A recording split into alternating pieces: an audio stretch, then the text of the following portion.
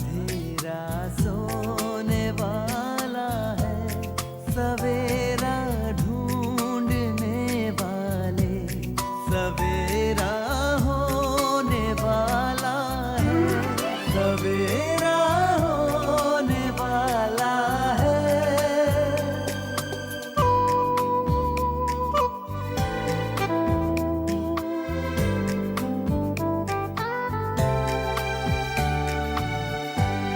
खुशी छलकाएंगी किरणें, खुशी बरसाएंगी किरणें, तेरे गम की सियाही को उजाला धोने वाला है, सवेरा होने वाला है, सवेरा।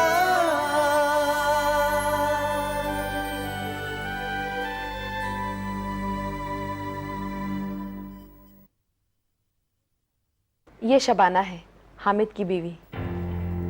बेटे, आपके शोहर दूसरा निकाह आपकी रजामंदी से कर रहे हैं?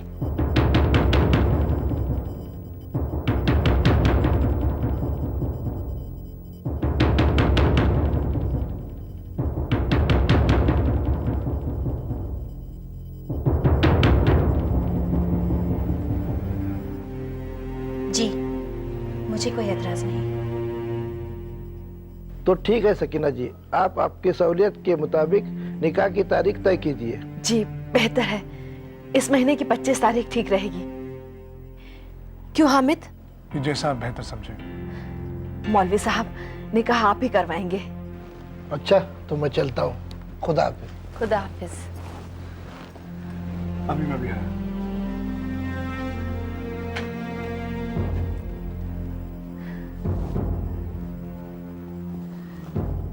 निकाह की तारीख तो तय हो गई, अब हमें तैयारियों में लगना होगा।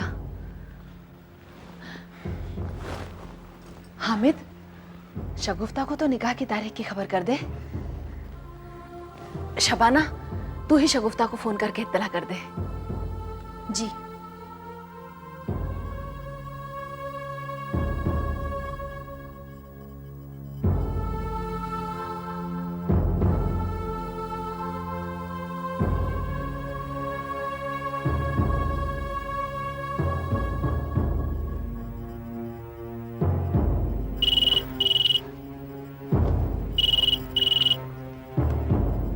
हेलो। शगुफ्ता, शबाना बोल रही हूँ। जी अस्सलाम वालेकुम। वालेकुम अस्सलाम। कहिए, कैसे फोन किया आपने? मुबारक हो, तुम्हारे और हामिद के निकाह की तारीख तय हो गई है। कब और कौन सी तारीख तय हुई है? इसी महीने की 25 तारीख। यही खबर देने के लिए फोन किया था। आपका बहुत बहुत शुक्रिया। खुदा हाफिज। खुदा हाफिज।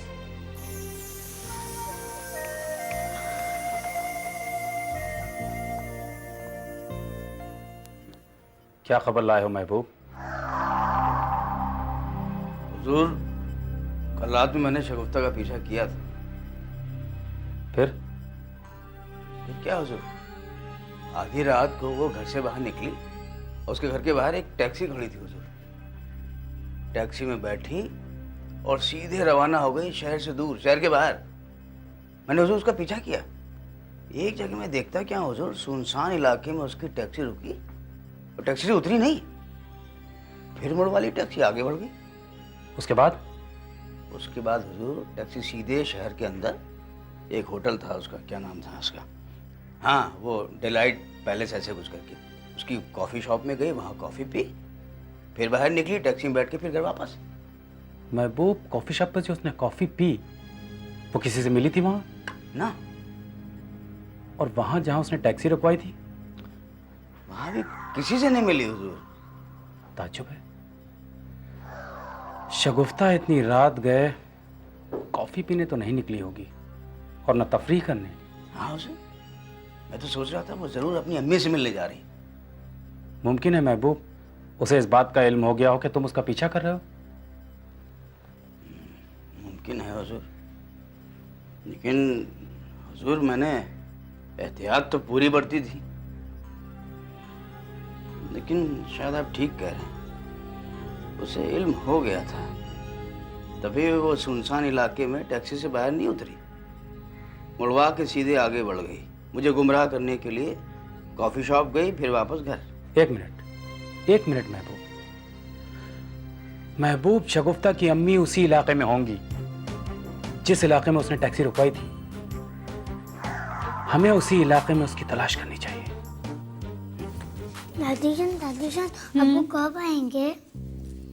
आ जाएंगे बेटा। अब तक क्यों नहीं आए? अब जब अबू आए तो उन्हीं से पूछ लेना ना, मुझे क्या पता कब आएंगे। मैं अब्बू को फोन करूं? सब्र कर बेटा, सब्र कर, आ जाएंगे। लो, लगता है तेरे अब्बू आ गए, तू बैठ।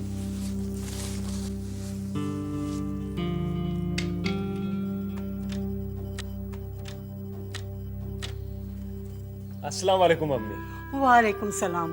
अच्छा हो गया तू आ गया, वरना तेरे नवाबजादे ने तो सर खा रखा था मेरा। अब्बू कहाँ गए, कब आएंगे, कब तक आएंगे? तू बैठ, मैं तेरे लिए पानी लेके आती हूँ। ठीक है अम्मी।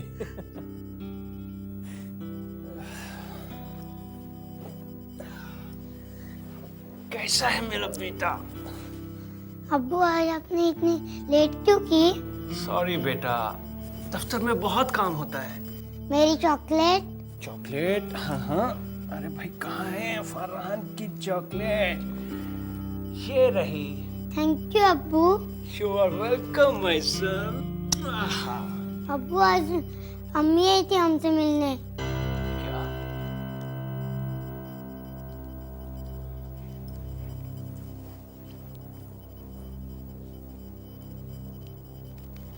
अम्मी, क्या रुबीना यहाँ आई थी? हाँ बेटा। कुछ बेगैरत है, अजीब औरत है। उसकी जुर्रत कैसे होगी यहाँ पर आने की? धक्के मारकर बाहर क्यों नहीं निकाल दिया उसे आपने? क्यों उसे अंदर बुलाया? क्यों फरहान से मिलने दिया उसे? अम्मी, मैं उसका मनहूस साया इस घर से दूर रखना चाहता हूं। आइंदा अगर वो यहां पर आए तो धक्के मारकर बाहर निकाल दीजिएगा उसे। नाराज मत हो बेटा,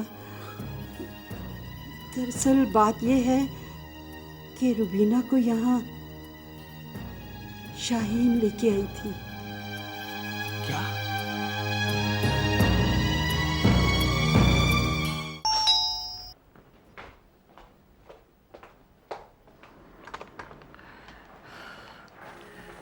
अब्बू, कहाँ चले गए थे आप? अरे बेटे, सारा दिन तो घर ही में था। शाम को एक ऐसी मनहूस खबर मिली, दिल बेचैन हो गया। जे हॉस्पिटल तक चला गया था। जे हॉस्पिटल? हाँ। वहाँ किस लिए गए थे आप? अरे वो अपने मिर्जापुर वाले शेख साहब हैं ना। हाँ, क्या हुआ उन्हें? उन पर तो जैसे कहर टूट पड़ा बेटे। उनके इकलौते साहबजादे ने जहर खाकर खुदकुशी करने की कोशिश की। क्या? लेकिन अब्बू, शेख अंकल के बेटे तो एकदम जवान हैं। हाँ, ये तो अल्लाह का शुक्र है कि उसकी जान बच गई, वरना डॉक्टरों का कहना यह था कि अगर उन्हें लाने में 10-5 मिनट की देर और हो जाती तो उनका बचना नामुमकिन हो जाता। अल्लाह ना करे अगर उनकी जान चली जाती तो बेचारे शेख अंकल तो। लेकिन अब्बू, उनके बेटे ने ऐसी हरकत की क्यों? माशाअल्लाह, वो तो अच्छे खासे तालीम याफ्ता है, होनहार शख्स है, एक मल्टीनेशनल कंपनी में बड़े ऊंचे ओहदे पर है। कम उम्र में ही उन्होंने इतनी कामयाबी हासिल कर ली है, फिर उन्हें जिंदगी से ऐसी कौन सी शिकायत थी? नहीं, जिंदगी से शिकायत नहीं है। दरअसल उन्हें एक गैर जात लड़की से मोहब्बत हो गई है और उनका कहना है कि अगर वो शादी करेंगे तो सिर्फ उस लड़की से करेंगे, वरना जहर खा के अपनी जान दे देंगे। और दूसरी तरफ वो शेख साहब, उनका कहना है कि वो अपनी जिंदगी में ऐसे निकाह को नहीं होने देंगे। बस इसी मसले को लेकर बाप बेटे में मुद्दतों से बहस चल रही थी। आज बेटे ने अपनी बात पूरी करके दिखा दी। अगर लड़की अच्छी है और मसला महज जात का ही है तो मुझे लगता है शेख अंकल को अपनी जिद छोड़ देनी चाहिए। इतना आसान नहीं है बेटे। पुराने ख्यालात के लोगों के लिए इस किस्म के रिश्ते को कबूल करना बड़ा मुश्किल हो जाता है।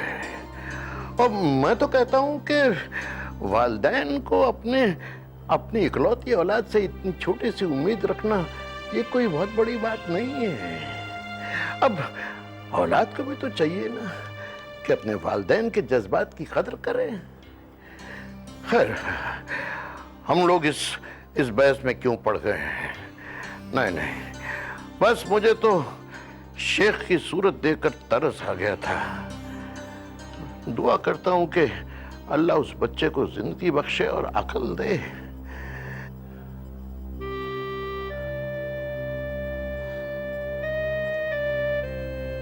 चलिए अब्बू, अब आप मुंह हाथ धो लीजिए, मैं खाना लगाती हूँ। नहीं बेटे, वो दरअसल मुझे भूख तो है नहीं। तो खैर, तू कहती है तो तेरे साथ बैठ के 2 निवाले जरूर खा लूंगा। आपको भूख क्यों नहीं है? बेटे, तेरे फिक्र ने मेरी नींद, मेरी भूख सब गायब कर दी है। तूने असद और अपने बारे में क्या फैसला किया है ये तूने बताया नहीं बेटे मुझे अब तक। अब्बू, आज इस बारे में मैं आपसे बात करने ही वाली थी। आप जिक्र ना भी छेड़ते तो भी मैंने असद से निकाह का इरादा छोड़ दिया है। क्या? हाँ अब्बू, इतना ही नहीं बल्कि मैं असद और उनकी पहली तलाकशुदा बीवी रुबीना को मिलवाने की कोशिश कर रही हूँ। रुबीना ने जिस शख्स से निकाह किया था उसके साथ वो खुश नहीं थी और वो असद और अपने बेटे के पास वापस आना चाह रही थी। इस काम में मैं उसकी मदद कर रही हूँ। शाबाश बेटे, शाबाश। ये तूने बहुत अच्छा फैसला किया है। बहुत नेक काम कर रही है तू। अल्लाह तुझे इस नेकी का सिला जरूर देगा बेटे, जरूर देगा। चल तू खाना लगा, मैं हाथ मुंह धो के आता हूँ। हाँ?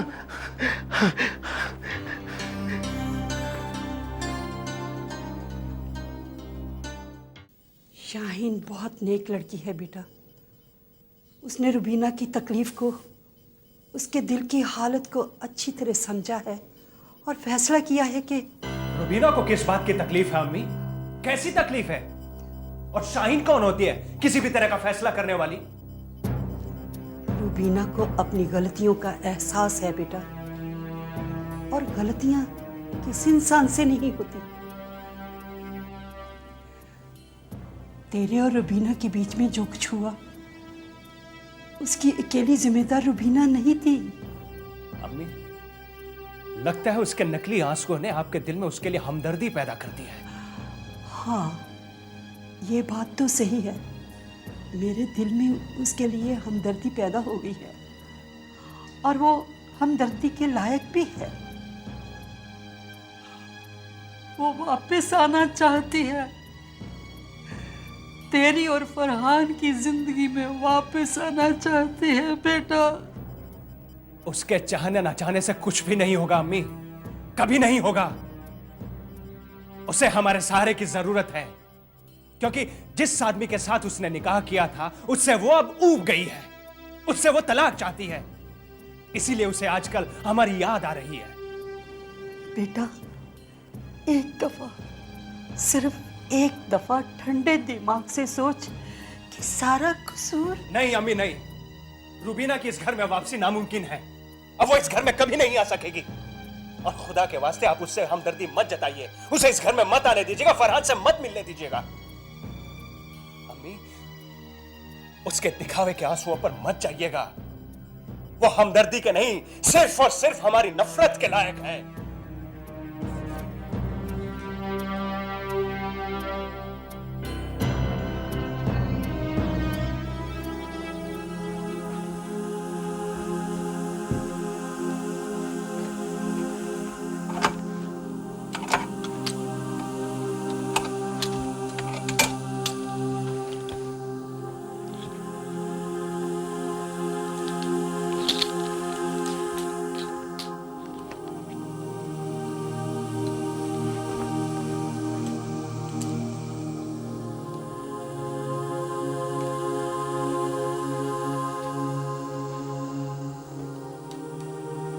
कहाँ जा रही हो तुम?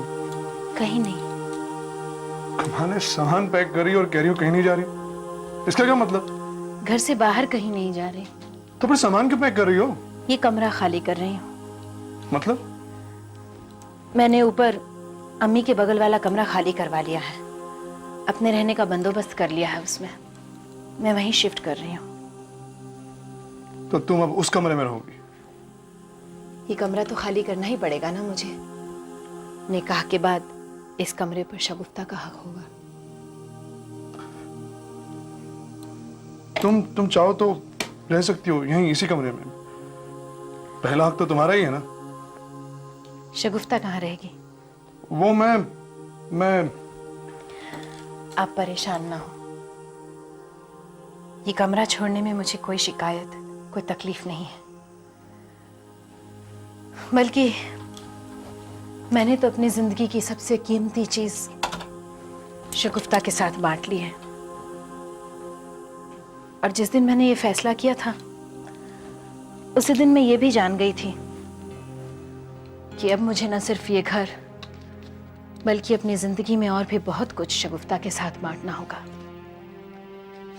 और साथ ही साथ बहुत सी चीजों पर से अपना हक खत्म करना होगा। और ये सब कुछ मैं अपनी खुशी से कर रही हूं। देखिए हामिद, इस घर में नई दुल्हन के लायक कोई और कमरा तो है नहीं। इस कमरे जैसा या इससे बेटर अगर मैं इस कमरे पर हक जमाए रखूंगी ना, तो शगुफ्ता के साथ नाइंसाफी होगी। वक्त के साथ हर चीज की जगह बदल जाती है। मेरी भी जगह बदल गई है। मुश्किल ही कुछ ऐसी है, अगर मैं अपनी जगह ना बदलूं तो शगुफ्ता की जगह नहीं बन सकती। शबाना जी, अभी शिफ्ट होने की क्या जरूरत है? निकाह से अभी तो। हामिद, मैं कई सालों से इस कमरे में रह रही हूँ ना। दूसरे कमरे में रहने, सोने की आदत डालने में वक्त लगेगा। सोच रही हूँ आज ही से आदत डाल लूं। तुम इस तरह आखिर क्या साबित करना चाहती हो? मतलब? मैं जानता हूं तुम्हारा इरादा एक दिन ये घर छोड़ देने का है, इसलिए तुम। इसीलिए क्या? भाई जाओ यार, तुम जहां जाना चाहती हो जाओ। अगर मेरी फितरत ऐसी होती ना हामिद कि मैं कहीं भी जा सकती, तो आज हालात कुछ और होते। आज जो हालात हैं उनसे मैं बखूबी वाकिफ हूं। तुम्हारी हर बात, हर हरकत, हर फैसले के मानी बखूबी समझता हूं मैं। आप कुछ नहीं समझते हामिद, कुछ नहीं समझते। और जो समझते हैं वो गलत समझते हैं। इतने मकबूल वकील हैं आप, सच की पैरवी करते हैं, अदालत में उसे सही साबित करते हैं, मगर अफसोस अपनी बीवी की जिंदगी का सच जानने में आपकी नजरें धोखा खा जाती हैं। किसी और को समझने में मेरी नजरें धोखा खा सकती है शबाना, तुम्हें समझने में नहीं। जब नजरें बदल जाती हैं तो इंसान अपने आप को समझने में धोखा खा जाता है। आपसे एक गुजारिश है हामिद, मुझे कत्ल कर दीजिएगा, मगर कभी मेरी पाकीज़गी, मेरी वफादारी पर शक मत कीजिएगा।